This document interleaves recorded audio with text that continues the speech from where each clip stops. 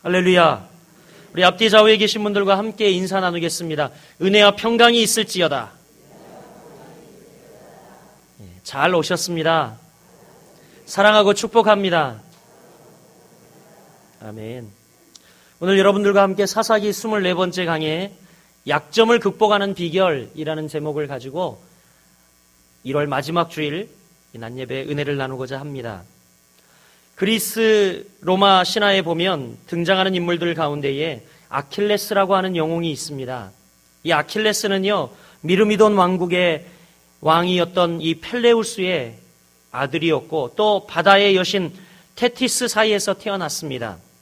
아킬레스의 어머니 테티스는요, 아킬레스가 태어나자마자 그의 아들을 너무 사랑해서 그의 아들이 죽지 않는 영원한 불멸의 몸을 만들기 위해서 스타익스라고 하는 강에 집어넣었습니다. 그런데 이 스타익스 강은요, 거기에 몸을 담그면 그 몸이 갑옷처럼 되어서 칼과 창을 아무리 찔러도 상처를 입지 않는다고 하였습니다. 그런데 아킬레스를 강물에 집어넣을 때에 그 어머니가 발 뒤꿈치를 잡았기 때문에 아이의 이 온몸은 갑옷처럼 딱딱해졌으나 그러나 손으로 잡았던 이 발 뒤꿈치만큼은 강물에 닿지 않아서 그대로 남아있게 되었습니다. 그런데 어느 날 전쟁에 나갔던 이 아킬레스는요, 그만 전쟁터에서 발 뒤꿈치에 화살을 맞고 치명타를 입어 죽게 되었습니다. 여기에서 유래하여서 치명적인 약점이라는 뜻을 가지고 오늘날 많은 사람들이 아킬레스건이다 이렇게 이야기를 합니다. 그런데 오늘 본문에 보면 이스라엘의 사사 삼손에게도 이러한 아킬레스건, 즉 치명적인 약점이 있었다는 것입니다. 삼손은 이스라엘의 많은 사사들 중에서 정말 뛰어난 사사였습니다. 성경의 인물들 가운데요, 그 출생부터 성장 과정에 대해서 소상하게 기록하고 있는 인물은 너무나 놀랍게도 성경에 딱 4명밖에 없습니다. 신약 성경에서는 예수님과 세례 요한, 그리고 구약 성경에서는 누구이겠습니까? 바로 사무엘과 그리고 삼손밖에 없습니다. 그만큼 출생 배경부터 성장에 이르기까지 자세히 다루고 있는 인물들은 그만큼 중요한 인물이다, 아니다? 중요한 인물이라는 이야기죠. 이 많은 사사들 중에 유독 성경은 삼손에 관한 기록을 가장 많은 사사기에서 지면을 하려 기록하고 있습니다. 우리가 사사기를 계속 묵상하고 오늘 사사기 강의도 오늘 새벽에 끝났는데요. 이 사사기를 쭉 묵상해 보면 13장부터 16장까지 전부 이 사사 삼손에 관한 이야기를 기록하고 있습니다. 이처럼 성경이 위대한 인물로 주목하던 삼손에게도 그러나 치명적인 약점은 있었다는 것입니다. 그럼 삼손의 아킬레스건, 치명적인 약점이 무엇이었냐? 삼손의 인생을 무너지게 만들었던 그 치명적인 약점은 무엇이냐면 딱 한마디로 이야기하면 이성에 대한 정욕이었습니다. 삼손은 여자에게 무척 약한 사람이었습니다. 아니, 더 노골적으로 이야기하면 여자라면 정신을 못 차리는 사람이었습니다. 더 노골적으로 이야기해 볼까요? 무엇이 하냐면 이 사람은요, 그냥 여자라면 사족을 못 쓰는 사람이었습니다. 이것이 그의 치명적인 약점이었습니다. 그래서 14장부터 16장까지 이렇게 내용을 보더라도요, 삼손 생애 20년을 살펴보면 그의 인생은 온통 여자들과 관계된 내용입니다. 여자로 시작해서 여자로 그 인생이 실패 음악을 내리고 있는 것이 삼손의 이야기입니다. 삼손은 이렇게 이성의 정욕을 다스리지 못해서 무너진 인생의 대표적인 표본입니다. 물론 남자가 여자를 좋아하는 것, 또 여자가 남자를 좋아하는 것 잘못입니까? 아닙니다. 남성이 여성이 남성에게 매력을 느끼는 것은 정상적인 것입니다. 그것은 하나님이 우리에게 주신 본능입니다. 그러나 삼손은 우리가 말하는 보편적 이성의 성향을 넘어선 경우입니다. 이성을 대할 때 그는 늘 죄에 대한, 즉 정욕의 꿈틀거림이 그 안에 있었다는 것입니다. 그것이 그의 결정적인 약점이었습니다. 삼손은 결국 이 자신의 이 치명적인 약점, 아킬레스건을 잘 다스리지 못해서 치명타를 입고 실패합니다. 여러분, 사사기 16장에는요, 삼손의 인생이 처참히 무너져 내려버리는 그 마지막 정면이 나오고 있습니다. 16장 21절 말씀에 이렇게 이야기합니다. 블레셋 사람이 그를 잡아 그 눈을 빼고 끌고 가사에 내려가 놋줄에 매고 그로 옥중에서 맷돌을 돌리게 하였더라. 지금 여러분, 위대한 하나님의 사람 삼손이 블레셋 사람들에게 붙들려 두 눈깔이 뽑히고, 그리고 또 옥중에서 맷돌을 돌리는 처참한 인생이 되었다라는 것입니다. 하나님을 위해 일해야 할 하나님의 일꾼인 사사가 지금 옥중에서 맷돌을 돌리고 눈이 뽑혀 있는 이 슬픈 광경을 한번 생각해 보십시오. 그뿐입니까? 16장 25절에는 이렇게 이야기합니다. 그들의 마음이 즐거울 때에 이르되 삼손을 불러다가 우리를 위하여 제주를 부리게 하자 하고 옥에서 삼손을 불러내매 삼손이 그들을 위하여 제주를 부리니라. 지금 삼손은 이스라엘 민족을 구원해야 할 사람이었습니다. 그것이 그의 사명이었습니다. 하나님께 영광을 돌려야 할 신분이었습니다. 그런데 지금 삼손은 사람들의, 그것도 이방 민족 블레셋 사람들의 놀이객감이 되어서, 야, 우리를 위해 넌 제주나 부리고 있어. 여러분, 얼마나 안타까운 모습입니까? 삼손이라는 이름 의미가 여러분 지난주에 강의할 때 뭐라고 그랬죠? 태양이라는 뜻이었다고 그랬어요. 태양. 그는 광채, 태양이라는 이름의 의미를 가지고 있습니다. 박태양, 김태양, 이태양, 신태양, 이 태양이라는 이름을 가지고 있습니다. 그런데 여러분 보십시오. 그는 지금 이스라엘의 캄캄한 역사에 태양처럼 소망을 가져올 것이라고 많은 사람들이 기대했지만, 그런데 그만 삼손은 지금 무너져 허우적거리고 있습니다. 여러분, 왜 삼손은 자신의 아킬레스건을 지키지 못했을까요? 여러분, 삼손이 가지고 있던 치명적인 아킬레스건을 극복하지 못하고 그는 넘어졌습니다. 여러분께 질문을 드리고 싶습니다. 여러분은 가지고 있는 치명적인 약점이 무엇입니까? 여러분이 가지고 있는 아킬레스건은 무엇입니까? 그 아킬레스건이 육신적인 것일 수도 있고 정신적인 것일 수도 있고 영적인 것일 수도 있겠습니다. 여러분은 무엇으로 인하여 결심과 의지가 쉽게 무너집니까? 그것이 여러분 게으름입니까? 아니면 자존심입니까? 아니면 여러분 인격적인 부분입니까? 화를 잘 낸다든지 거짓말을 잘 한다든지 말에 실수가 많은 것일 수도 있습니다. 여러분, 무엇 때문에 늘 후회를 많이 하십니까? 다른 사람들이 여러분의 어떤 점에 대해서 부담을 느끼고 있습니까? 그것이 바로 여러분들의 치명적인 약점이요, 아킬레스건이라는 겁니다. 여러분, 바라기는 여러분의 아킬레스건을 잘 지키시길 바랍니다. 예, 아멘 안 하시네요. 잘 지키시길 바랍니다. 그것을 잘 다스리십시오. 그래야 여러분 인생의 역경을 피하고 승리할 수 있습니다. 오늘 본문을 통해서 우리는 어떻게 하면 우리의 약점, 아킬레스건을 잘 이기며 다스릴 수 있을까? 본문이 그것을 보여주고 있습니다. 그 첫 번째는요, 한번 따라해 보겠습니다. 장소를 유의하라. 장소를 구분하라. 우리가 우리의 치명적인 약점을 잘 지키고 보호하려면 장소를 잘 유의하고 잘 구분해야 합니다. 무슨 이야기냐면 삼손의 실패는 어디에서 시작이 되었냐면 딥나라는 곳으로 내려가면서부터 시작이 되고 있습니다. 오늘 1, 2절 말씀을 한번 보시겠습니까? 삼손이 딥나에 내려가서 거기서 블레셋 사람의 딸 중에서 한 여자를 보고 올라와서 자기 부모에게 말하여 이르되 내가 딥나에서 블레셋 사람의 딸들 중에서 한 여자를 보았사오니 이제 그를 맞이하여 내 아내로 삼게 하소서 하매. 삼손이 왜 딥나로 내려갔는지는 정확히 알 길이 없지만 딥나로 내려가 한 여자를 만납니다. 그러자 삼손은 자기가 가는 길을 중단하고 돌아와서 그 여인과 결혼할 것을 결심합니다. 확실히 삼손은요, 여자를 보면 정신을 못 차립니다. 이 사건은 삼손이 딥나로 내려가지 않았더라면 일어나지 않을 사건이었습니다. 더욱이 딥나는요, 삼손의 고향인 소라에서 북서쪽으로 약 7km 떨어져 있는 블레셋 지역이었습니다. 여러분, 이 삼손이 블레셋 지역을 자주 왕래하였던 것으로 보아 이미 블레셋과 이스라엘은 자유로운 관계였다고 보여집니다. 그러나 삼손은 이스라엘의 사사였습니다. 그는 나실인으로 구별된 사람이었습니다.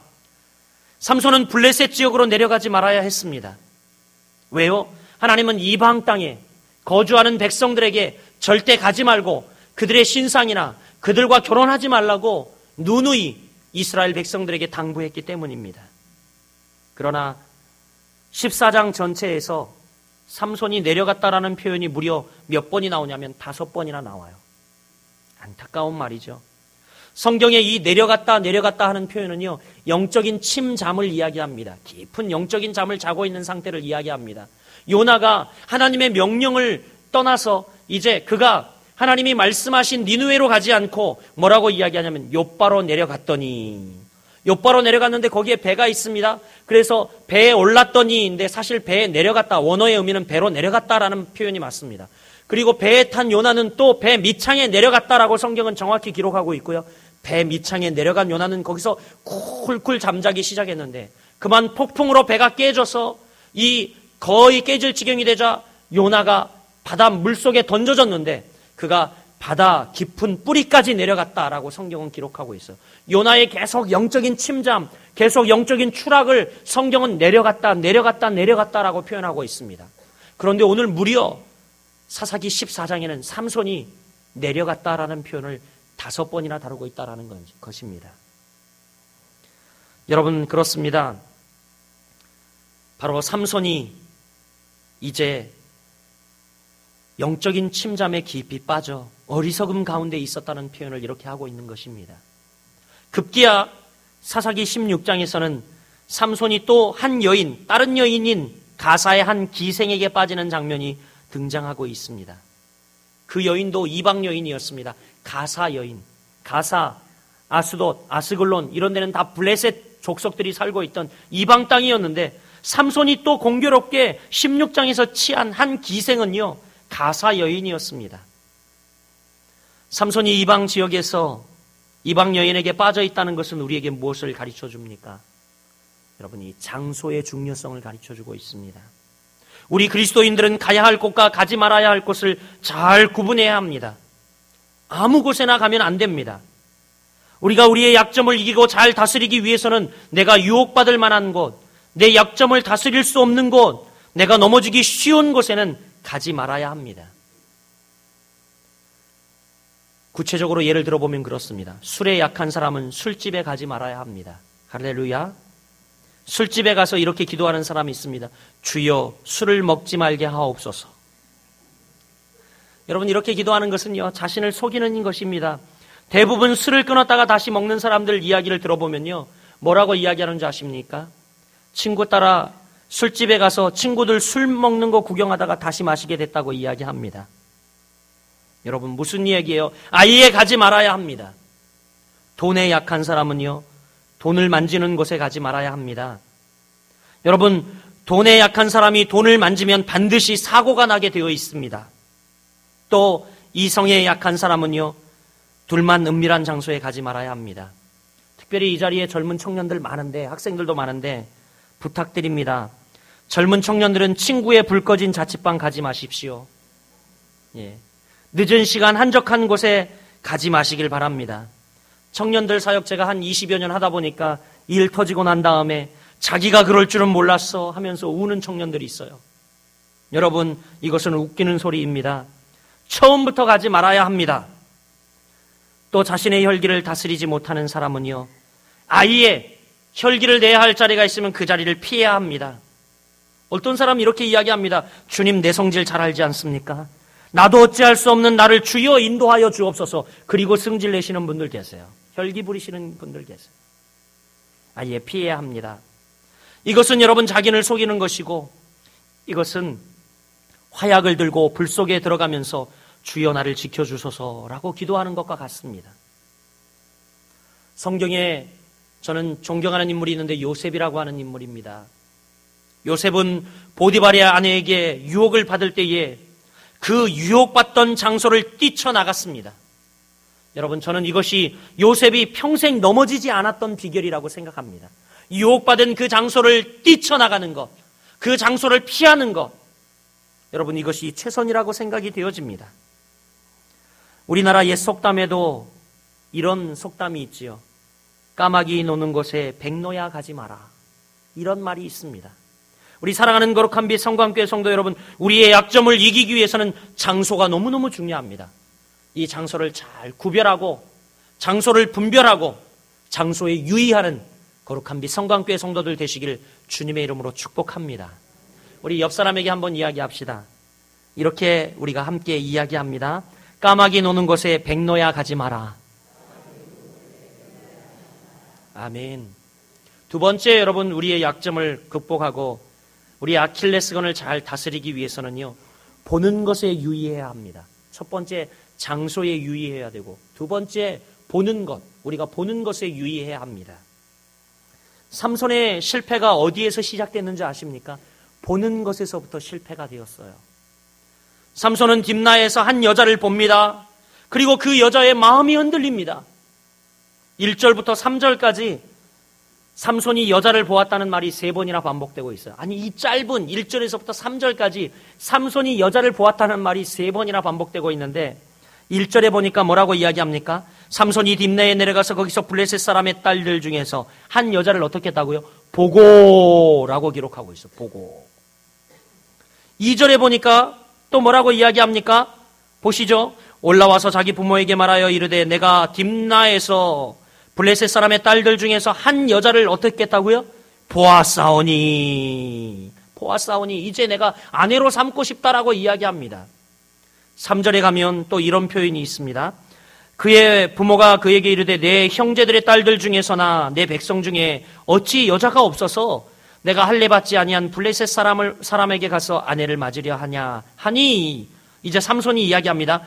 그 여자를 좋아하오니 나를 위하여 그 여자를 데려오소서. 여기서 좋아하오니라는 표현이 우리 한국말로는 이렇게 좋아하오니, 내가 좋아하오니라고 표현되어 있으나 원어의 의미는 내 눈에 보기 좋으니 라는 정확한 표현입니다. 내 눈에 보기 좋으니. 그래서 이 말을 옮긴 영문 성경도 어떻게 기록이 되어 있냐면 She is right in my eyes. 그녀는 내가 눈으로 보기에 좋다라는 겁니다. 옳다라는 겁니다. 그가 보기에, 분명히 eyes라고 기록하고 있어요. 내가 보기에. 이렇게 1절부터 3절까지 무려 3번이나 여자를 보았다라는 표현이 등장하고 있죠. 이 표현들은 삼손이 조심하지 않았음을 말해주는 대목입니다. 삼손은 여인의 외모에만 그 시선에 초점을 두었습니다. 삼손은 정말 여자에게 약한 남자였습니다. 좀 더 신중한 시각으로 봐야 했었는데, 외모로만 판단하지 말았어야 하는데, 그 내면을 보았어야 하는데, 하나님이 말씀하시는 것들을 들었어야 하는데 삼손은 그러지 아니하였다라는 것입니다. 삼손은 그의 눈에 보이는 대로 행동하였습니다. 삼손은 믿음으로 산 것이 아니라 눈에 보이는 대로 살았습니다. 안목의 종욕을 따라 산 것입니다. 여러분, 이렇게 그리스도인들은요, 무엇을 보느냐 너무나 중요합니다. 무엇을 보느냐 너무나 중요해요. 우리가 그리스도인이 되었다라는 것은요, 우리의 눈이 바뀌었다라는 이야기거든요. 시각이 변화하였다. 우리가 보는 것이 달라졌다라는 뜻입니다. 여러분이 그리스도인이 되었으면 여러분이 이제 보는 시각도 달라져야 하고 보는 것이 달라져야 함을 여러분 믿으시길 바랍니다. 여러분, 에덴 동산의 아담과 하와를 보십시오. 그들은 하나님께서 금지한 이 금단의 열매, 즉 선악과를 따먹지 말아야 했습니다. 그런데 그 열매를 따먹어 온 인류가 이렇게 고생하고 있습니다. 그들로 하여금 그 열매를 따먹게 한 첫 번째 충동, 그것은 무엇으로 말미암았습니까? 바로 보는 것 때문이었습니다. 보는 것 때문이었어요. 사단이 하와를 유혹합니다. 그때 하와가 그 열매를 올려다 보았습니다. 그런데 성경은 뭐라고 기록하고 있습니까? 갑자기 그 열매가 보암직하였다라고 이야기합니다. 보암직. 두 번째는 뭐라고 이야기하냐면 먹음직하였다라고 이야기합니다. 마지막으로는요, 지혜롭게 할만해 보였다라고 이야기합니다. 보암직, 지혜롭게 할만해 보였다. 다 보는 것이 여러분 바로 이렇게 그 열매를 따먹게 하고만은 과오를 범하게 되었다라는 것입니다. 우리의 눈에 보이는 것을 조심해야 합니다. 무엇을 보며 어떻게 보느냐가 정말 중요합니다. 사랑하는 성도 여러분, 성도는요, 눈에 보이는 대로 사는 것이 아니라 믿음으로 사는 것임을 여러분 꼭 명심하시길 바랍니다. 우리 옆 사람에게 한번 이야기합시다. 눈에 보이는 대로 살지 맙시다. 믿음으로 삽시다. 아멘, 아멘, 아멘.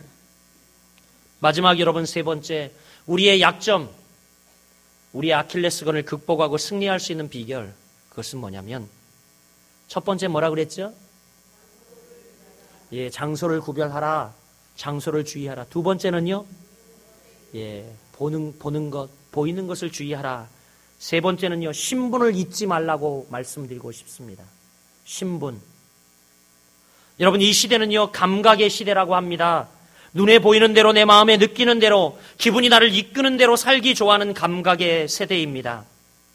감각의 세대를 다른 말로 이야기하면 재미있게 그리고 즐겁게 사는 세대라고 말할 수 있습니다. 이것은 나쁘지 않습니다. 좋은 것입니다. 재미있게 살아야 하죠. 신앙생활도 의무감 때문이나 사람들의 눈치 때문이 아니라 즐겁고 기쁘게 해야 합니다. 저는 주의 일도 마찬가지라고 생각합니다. 즐거운 마음으로 해야 한다고 생각합니다. 그래서 여러분이 서약하셨죠. 절 담임으로 위임할 때 어떤 목사님이 나와서 목사님이 즐겁게 목회하기를 돕기를 원하십니까? 성도 여러분, 그러니까 다 서약하셨잖아요. 할렐루야. 저도 여러분 그래서 기쁨으로 사역을 하기를 소원합니다. 베드로전서 5장 2절에 보면 이런 말씀이 기록되어 있습니다. 너희 중에 있는 하나님의 양무리를 치되 부득이함으로 하지 말고 오직 하나님의 뜻을 쫓아 자원함으로 하며 더러운 일을 위해 하지 말고 오직 즐거운 뜻으로 하며. 하나님의 종된 하나님의 사역자에게 당부하고 말씀하고 있는 겁니다. 뭐냐면 너희 중에 있는 하나님의 양무리를 치되, 즉 목양을 하되 부득이함으로, 즉 억지로 하지 말라는 겁니다. 부득이함으로 하지 말고 오직 하나님의 뜻을 쫓아 자원함으로 하라. 즉 즐겁고 기쁜 마음으로 하라는 거죠. 자원함으로. 또 뭐라고 이야기하냐면 더러운 일을 위하여 하지 말고, 즉 더러운 이익을 취하는 그런 일로 목양을 하지 말고 뭐라고 이야기하냐면 오직 즐거운 뜻으로 하며. 뭐라고요? 즐거운 뜻으로 하며 라고 말씀하고 있습니다. 여러분, 목회도 억지로 하지 말라는 겁니다. 주의 일을 재밌게 하라고 성경은 우리에게 당부하고 있습니다. 그러나 여러분, 이 재미의 이 감성이 무엇과 연결되어야 합니까? 오늘 베드로전서 5장 2절 말씀처럼 오직 하나님의 뜻을 쫓아, 오직 하나님의 뜻을 따라. 여러분, 이것이 되어야 합니다.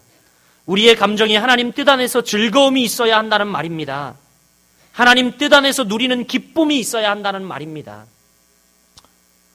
그러나 삼손은 사명자였습니다. 이스라엘의 사사였고 나실인이었습니다. 구별된 신분으로 출생한 사람이었습니다. 민족의 지도자로 세움을 받아서 많은 사람들이 그를 통하여 민족의 구원을 기다리고 있는 상황이었습니다. 그에게는 하나님으로부터 받은 분명한 사명이 있었습니다. 그러나 삼손은 하나님의 뜻보다 자신의 좋은 대로, 자신의 소견대로, 자신의 뜻대로 인생을 살기 시작했습니다. 자신의 감정을 앞세우기 시작했습니다. 3절 하반절에 보면 삼손이 아비에게 이르되 내가 그 여자를 좋아하오니 나를 위하여 그를 데려오소서. 아버지에게 뭘 하는 겁니까? 억측을 하는 거죠. 억지를 부리는 거죠. 아빠, 나 저 여자가 좋아. 얼른 데리고 와. 이렇게 이야기하는 겁니다. 지금 삼손이 좋아하는 여자는 누구입니까? 이방 여인이에요. 삼손은 이방 여인과 결혼할 신분이 아닙니다. 그러나 삼손은 자신이 그 여자를 좋아함으로 자기를 위하여 그 여자를 데리고 와서 결혼해 달라는 것입니다. 삼손이 지금 신분을 망각하고 있어요. 아이덴티티, 그의 정체성, 사명감, 소명을 다 망각하고 있습니다. 여러분, 우리도 사명 잃어버리고 소명 잃어버리면 이럴 수 있어요. 우리의 욕심, 정욕적인 것 쫓아서 이것 추구하면서 여러분 그럴 수 있습니다. 여러분, 하나님이 여러분을 부르시는 목적을 정확히 아시길 바랍니다. 우리가 하나님이 우리를 부르신 목적을 모르면 내 이름이 나타나지 않고 내 또 뜻대로 되지 않으면 혈기 부리고 또 교회에서 하는 사역도 비협조적으로 할 수 있고요. 마치 이게 자기의 유익과 자기의 자존심과의 이 관련된 문제로 생각을 합니다. 그러나 여러분, 하나님이 우리를 불러 사명자로 세우실 때는 여러분 사람의 뜻이 아니라 당신의 뜻을 가지고 우리를 불러 사명자로 세우신다는 것을 우리는 망각하지 말아야 합니다. 삼손은 불쌍하게도 그 여자를 데리고 오기 위해서 딥나로 즉시 다시 내려갑니다. 가던 길에 사자를 만났죠. 이제 여호와의 능력으로 그 사자를 맨손으로 찢어 죽입니다. 염소같이. 마치 사나운 맹수를 염소 새끼 찢음같이 죽였다고 성경은 이야기합니다. 그리고 삼손이 취한 행동을 여러분 보십시오. 7절에 뭐라고 기록하고 있습니다. 7절요. 그가 내려가서 그 여자와 말하니 그 여자가 삼손의 눈에 들었더라. 엘렐레. 무슨 이야기예요? 이제 하나님의 능력으로 이 사자를 그냥 갈기갈기 찢어 죽였는데 그리고 내려가서 그 여자와 말하며 어떻게 해요? 그 여자의 눈에 드니까 좋아서 헤헤 하고 있어요. 옛날 성경에는요 더 적극적으로 아주 더 잘 묘사되어 있는데 뭐라고 이야기하냐면 그가 내려가서 그 여자와 말하며 그를 기뻐하였더라. 헬렐레 했다라고 이야기를 하고 있어요. 이것은 하나님의 능력을 받은 뒤에 보여주는 삼손의 모습입니다. 하나님의 능력을 받아서 이제 사자를 갈기갈기 찢은 다음에 삼손은 하나님을 찬양하기는커녕 이방 여인과 정결치 못한 교제를 즐기고 있습니다. 사명보다는 정욕을 쫓는 삼손의 모습을 보십시오. 하나님의 영광보다는 자신의 즐거움을 취하고 있는 삼손의 그릇된 모습을 보십시오. 이것은요 자신의 신분을 잊은 삼손의 모습입니다. 사랑하는 거룩한 빛 성광교회 성도 여러분, 우리의 신분이 무엇입니까? 거듭난 그리스도인인 여러분의 신분이 무엇입니까? 대답을 안 하시네. 대답할 때까지 여러분 신분이 무엇입니까? 한번 따라해 보겠습니다. 성도. 성도예요, 성도. 성도는 어떤 의미입니까? 성도란 구별된 사람이라는 것입니다. 구별된 사람이라는 뜻이에요. 성도는 하나님을 위하여 해야 할 일이 있는 사람들입니다. 성도란 여러분 저 세상의 죄악된 무리들로부터 구별되어서 구원받을 존재, 하나님의 의의 옷을 덧입은 존재라는 것입니다. 우리가 이 점을 망각하면요 자신의 약점을 이기지 못합니다. 우리가 우리의 신분을 망각하면 우리의 약점을 이기지 못해요. 세상에 나가서도 무엇이 여러분을 넘어뜨립니까? 여러분의 신분을 망각할 때, 여러분이 누구인지 여러분의 정체성을 망각할 때 여러분은 그냥 넘어져 버리고 맙니다. 세상 사람들 가운데 속해서 살다 보면 아유 그게 그거고 나도 구별되지 않고 그냥 비스구리하게 살아가면 다 그런 줄 알아요. 여러분 그래요. 우리가 이 점 망각하면 절대 안 됩니다. 내가 누구인지, 왜 이 신분을 받았는지, 내가 무엇을 해야 하는 존재인지 망각하면 여러분의 추한 부분만 드러날 뿐입니다. 교만이 드러나고 욕심이 드러나고 죄된 본성이 드러납니다. 이제 말씀을 맺겠습니다. 여러분 네덜란드라고 하는 땅은요 국토가 굉장히 좁은 땅입니다. 그런 나라입니다. 국토의 또 5분의 2가 바다보다 낮아서 그래서 이 네덜란드를 홀란드라고 부르죠. 원래 이 할로우랜드, 즉 낮은 땅이라는 말에서 이 기원이 왔습니다. 이것이 네덜란드가 가지고 있는 지리적인 약점이었습니다. 그러나 네덜란드 사람들은요 이 약점을 아주 잘 다스렸습니다. 네덜란드 사람들은요 땅에 머물 이유가 없는 사람들이었어요. 그래서 이 사람들은 자신들에게 잘 맞는 선박 건조에 관심을 기울이기 시작했다고 합니다. 그래서 지금은 유럽의 제해권을 다 장악한 나라가 되었어요. 땅덩어리는 코딱지만한데 약점을 극복하고 자신들이 처해 있는 이 환경을 잘 이용해서 이 선박 건조 기술을 발전해서 전 유럽 시장을 석권하게 되었습니다. 뿐만이 아닙니다. 네덜란드는 또 땅의 장애를 받지 않는 사업이 뭐가 있을까 고심하다가 금융업을 발전시키고 집중하기 시작했다고 합니다. 그래서 지금 금융산업은요 국토의 조건에 아무런 지장을 받지 않기 때문에 땅과는 아무런 상관이 없기 때문에 그 금융업에 집중을 했는데 지금 유럽 금융의 중심지가 된 암스테르담이 바로 이 네덜란드 땅이라는 것입니다. 여러분, 약점을 이긴 대표적인 나라 가운데 하나입니다. 이 시간 여러분에게 간절히 부탁을 드립니다. 우리 모두 자신의 약점을 잘 이겨 승리하는 거룩한 빛 성광교회 성도들이 되시길 주님의 이름으로 축복합니다. 여러분 한 주간도 우리가 흩어져 살지만 이제 잘 장소를 구별하고 또 여러분 보는 것을 구별하며 여러분이 하나님의 자녀임을 망각치 않고 한 주간도 세상에 나가 힘차게 승리하는 거룩한빛 성광교회 성도들 되시기를 예수 그리스도의 이름으로 축원드립니다. 기도하겠습니다.